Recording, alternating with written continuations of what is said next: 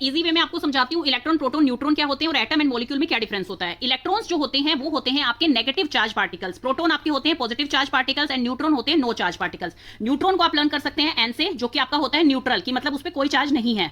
Proton आप learn कर सकते हैं पॉजिटिव चार्ज, क्योंकि पी स्टार्ट होता है प्रोटॉन से एंड पी स्टार्ट होता है पॉजिटिव, तो पॉजिटिव चार्ज पार्टिकल आपके कौन से होते हैं, प्रोटॉन होते हैं। एनर्जी जो होती है प्रोटॉन की और इलेक्ट्रॉन की वो ऑलमोस्ट इक्वल होती है। एटम्स आपके क्या होते हैं, एटम होते हैं आपकी टाइनिएस्ट यूनिट ऑफ मैटर। टाइनिएस्ट यूनिट मतलब बहुत ही छोटी यूनिट होती है जो कि आप नेकेड आई से नहीं देख सकते हैं और ये डिवाइड भी नहीं हो सकती है, डिविजिबल नहीं होती है।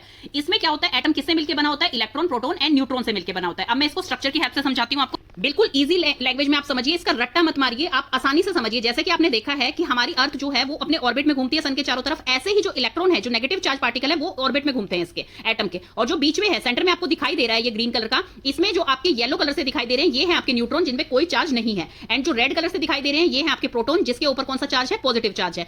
इलेक्ट्रॉन नेगेटिव चार्ज होते हैं, वो ऑर्बिट में किस लिए घूमते हैं स्टूडेंट्स, क्योंकि आपके इलेक्ट्रॉन और प्रोटॉन के बीच में क्या लगती है, इलेक्ट्रोस्टैटिक फोर्स लगती है। आपको ये पता है ना कि पॉजिटिव जो है वो नेगेटिव को अट्रैक्ट करता है, ये आपने पढ़ा हुआ है, मैग्नेटिक फील्ड में भी पढ़ा हुआ है। इसी तरह से इसके ऊपर इलेक्ट्रोस्टैटिक फोर्स लगती है, इसीलिए वो अपने ऑर्बिट में घूमता रहता है। तो आपको समझ आ गया कि एटम क्या होता है, टाइनिएस्ट यूनिट होती है, सब चीजें एटम से मिलकर ही बनी होती हैं स्टूडेंट। तो ये आपको समझ आ गया एटम होता है। अब देखते हैं हम मॉलिक्यूल क्या है। मॉलिक्यूल आपका क्या होता है स्टूडेंट, कलेक्शन ऑफ टू और more atoms that are securely bound together by attractive force, और केमिकल बॉन्ड के थ्रू जब मिल जाते हैं वो एटम्स तो उन्हें कहा जाता है मॉलिक्यूल। अब मैं आपको दो चीजें बताती हूं। मॉलिक्यूल जो होते हैं वो टू टाइप से बन सकते हैं, जैसे कि आपके ये दिखा रखा है मैंने।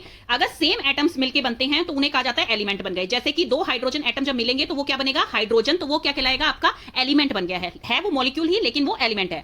अगर दो डिफरेंट टाइप के एटम्स आपके मिलते हैं, मान लीजिए हाइड्रोजन एंड ऑक्सीजन जब मिलाएंगे तो वाटर बनता है आपका, तो वो क्या होता है, वो आपका होता है कंपाउंड। एलिमेंट और कंपाउंड में यही डिफरेंस है, सेम एटम्स मिलते हैं तो एलिमेंट बनाते हैं, डिफरेंट एटम्स मिलते हैं तो आपके कंपाउंड बनाते हैं। आप ये जो है आपके सिंगल सिंगल आपको अलग अलग कलर के दिखाई दे रहे हैं, जो टाइनिएस्ट यूनिट होती है आपकी वो होते हैं एटम्स। एटम्स क्या होते हैं आपको ना तो विजिबल होते हैं नेकेड आई से, यही एटम और मॉलिक्यूल में डिफरेंस है कि एटम जो होते हैं वो टाइनिएस्ट यूनिट है और मॉलिक्यूल क्या होते हैं, वो एटम से मिलकर बने होते हैं। एटम्स जो होते हैं वो विजिबल नहीं होते आपके नेकेड आई से, और एटम जो है वो डिविजिबल नहीं होते हैं। मॉलिक्यूल आपके डिवाइड हो सकते हैं। मॉलिक्यूल आपके कौन से होते हैं, जो सेम एटम से मिलकर बने होते हैं उन्हें कहा जाता है एलिमेंट्स। मॉलिक्यूल का ही पार्ट है वो, जो सेम एटम से मिलकर बने होते हैं वो होते हैं एलिमेंट्स। जैसे कि ये हैं आपके, ये कहलाएंगे एलिमेंट्स। जैसे कि ऑक्सीजन ऑक्सीजन आपस में मिल गया, हाइड्रोजन मिल गया है, तो वो एक कहलाएगा एलिमेंट जिसमें कि सिर्फ एक ही तरह के एटम होंगे।